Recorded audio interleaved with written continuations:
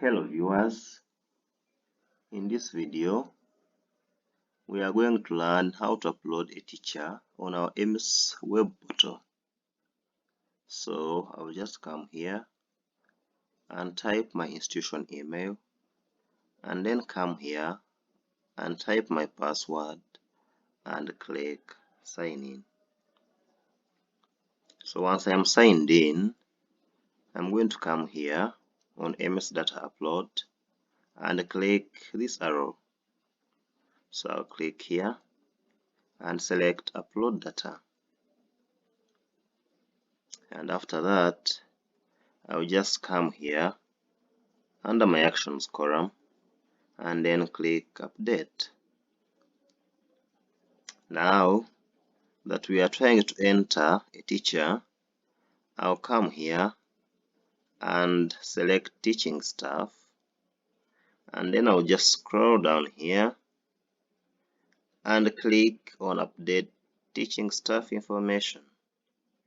I'll be required to enter my teacher details, so just click here and select the nationality, and in this case we select Ugandan, and then we shall just come here and type our teacher's name.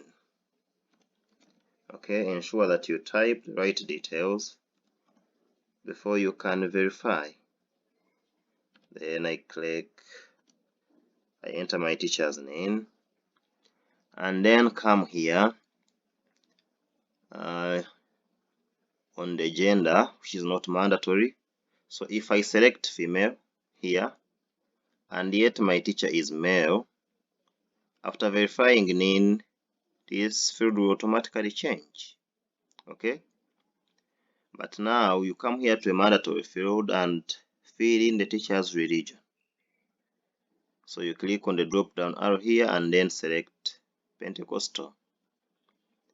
You come to marital status, which is also a mandatory field, meaning you cannot proceed to verify NIN before you fill it in. So I come and click here and select married. Now I'll come here and select my teacher type, and in this case I'll select trained. A trained teacher is that one that has undergone professional training in teaching. That is, he or she has attended a teacher training college, either pre or on service.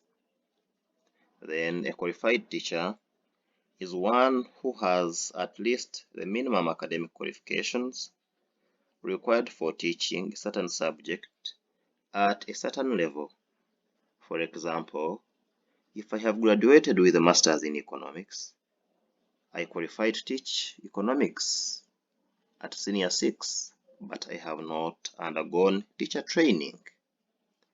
So in that case, we have selected a trained teacher, and then we shall come in here and fill in our weekly teaching periods, and in this case, I will enter 40. Then I will choose if this teacher is on government payroll or not. And in this case, our teacher is on government payroll. Okay. So once I select that the teacher is on government payroll, I'll be prompted to enter his IPPS number, and I'll just come here and type in that number. Okay. Okay, just type in his number and then come in here and fill in his TIMS number.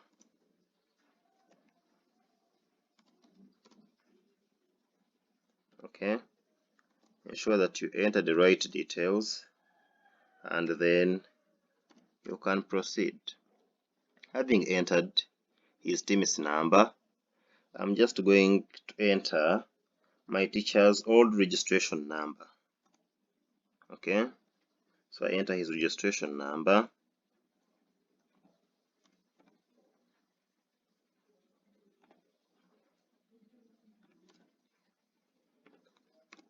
and then come here and fill in his date of first appointment.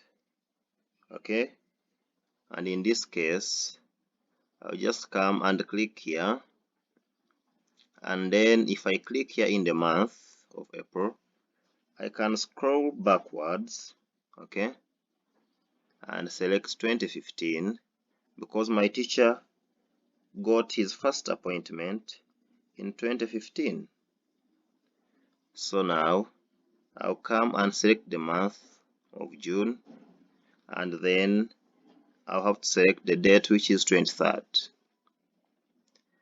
Then I come here and fill in first appointment minute number, okay, and this is a mandatory field that must be filled in. Okay, so now I just type and fill in my first appointment minute number. Then I'll come here and now type in my current appointment minute number. So I just fill it in, okay, and then I just fill it in here, and then come here and fill in the minute number, okay, which is also a mandatory field. So I just come in here and then fill in my minute number, okay. So having filled that in, I'll come here and select my teacher's date of current appointment, okay. Just come in here and fill in my teacher's date of current appointment, which is this was done in 2015. So I will just come here and click in the month here, and then navigate the system backward, okay, as you can see, until I reach 2015, and then I'll select the month. So I just come here, select June, and then select the 16th of June, okay. And then I'll just come in here and fill in my posting date. So I click here and click in the month and navigate backward until I reach 2016, and then where my teacher was posted, and then I select the month of June, and then I select the date 7th, and then I can enter my teacher's file number in this case, which is also mandatory. So I'll just come and type in my teacher's number, which is mandatory, and then I'll come here and select employment status, and this one is permanent. I select highest education level, and I will select certificate.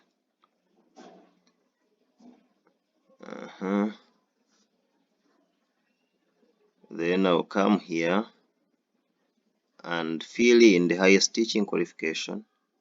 In this case, this one is a grade 3 teacher, and select his designation, which is education assistant, and then I click verifying in.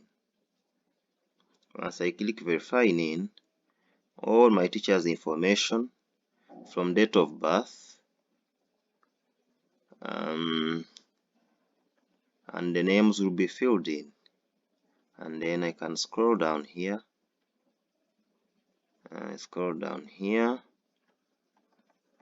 And click save, and my teacher will be added.